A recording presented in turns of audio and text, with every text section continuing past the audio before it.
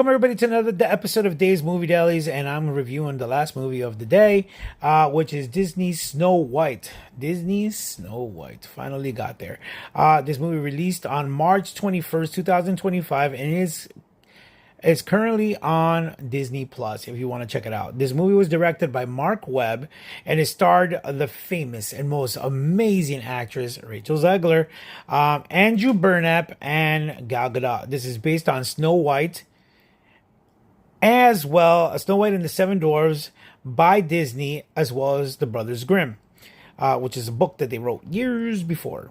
The story is a princess who escapes assassination by her stepmother, the evil queen Gadot, and joins the Seven Dwarfs and a rogue bandit named Jonathan to reclaim her kingdom. The budget was between 240 million to 270 million, almost 300 million. The box office brought in only 205.7 million. The plans for the remake was confirmed in October of 2016. Principal photography took place in March to July of 2022, with additional reshoots taking place in June 2024. It was to release March 2024, but delayed due to the SAG-AFTRA strike. Prior to its release,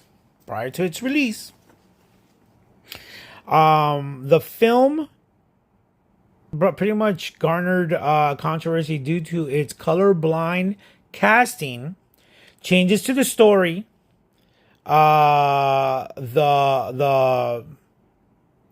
reimagining of the Seven Dwarfs. Additional controversy stemmed from the lead actress Zegler's public critiques of the original film, Donald Trump, as well as her and Gadot's opposing views on the Israeli-Palestine conflict, leading for boycotts and both political sides. This film received mixed reviews. Critics praised Zegler's performance, but took issue with some of the film's stylistic choices. Sorry, it's a lot of critics here. I mean, a lot of notes here. This is one of Disney's most expensive films. It was classified as a box office bomb and had good feedback on streaming. My reviews on this movie, I went to go see this movie. This movie was just a hot mess. I remember when I first heard, this was during the peak of the woke mob taking over everything. I remember when I first saw that interview between it was Gal Gadot and Rachel Zegler talking to this director and saying that she was taking ownership pretty much of the movie, that they had written a script that was this and that it's not that she was not going to be saved by the prince and all this stuff.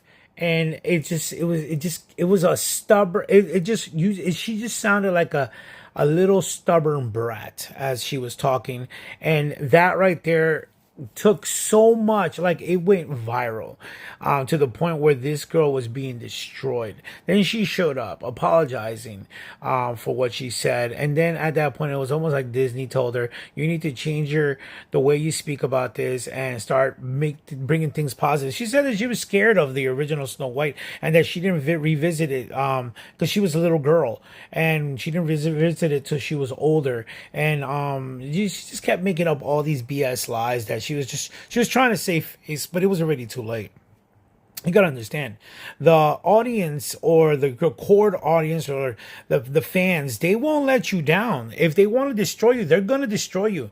Like, because of this, every other movie that she's done, freaking Hunger Games, that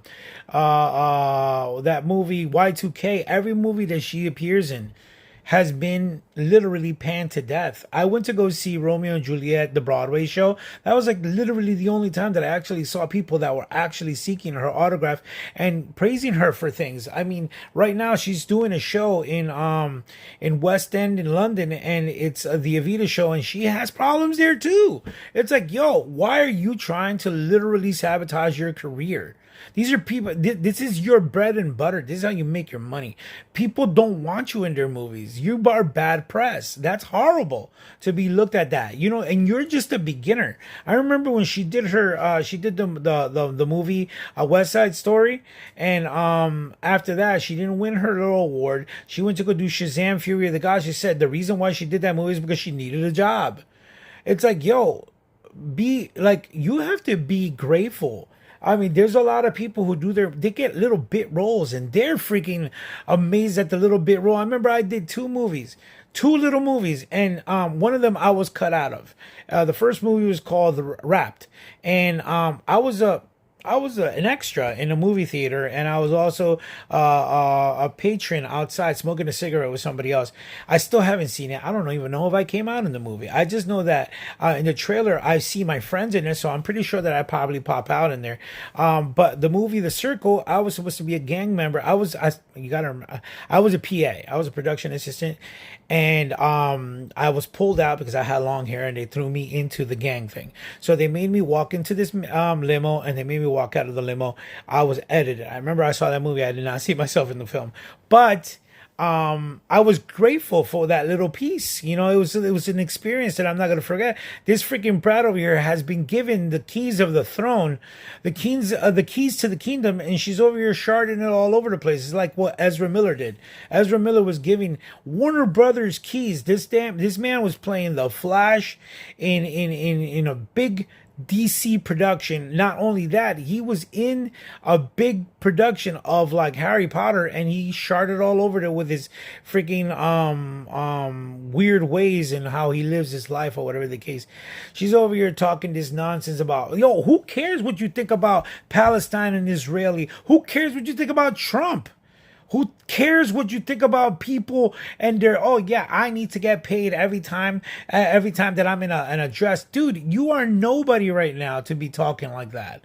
It's like if I see Tom Cruise talking about stuff like that, or if I see people who are established, Christian Bale, big actors, that okay, I'll get it, you know, but she's a nobody. She had nothing under her belt, and she's over here freaking beasting about stuff that, like, right now she's still talking smack about her show Evita and all this other stuff. Like, yo, my dude, like, yo, she's another Leah Michelle. It's like, yo, you think that you big when you are nobody. It's like 20 years from now, who's gonna remember you? Nobody. You know, we remember Tom Cruise. We remember Denzel Washington. Why? Because these are, yes, they've had their moments and all that stuff. And I know that Tom Cruise believes in Scientology and all that weird stuff and everything. But yo, these are actors that who have paved the road and who have established their mark in Hollywood. And this girl's like nobody over here sharding and. Yes, maybe the movie flopped because of the fact that people don't want to go to the movie theaters anymore. And then look at that, freaking supposedly the movie was like a blast on Disney Plus. Why? Because there's a bunch of lazy people who don't want to go to the movies anymore. They think that it's better to stay home. So there's going to be a point where big major companies are not gonna produce movies anymore. So you're gonna be at home watching basic TV. You know, movies that it's going to be streamable, like freaking, yo, I get it. Some things are good, like Stranger Things is cool, Netflix, you know, certain shows are good, but the thing is, we're not going to get big productions the way that we used to.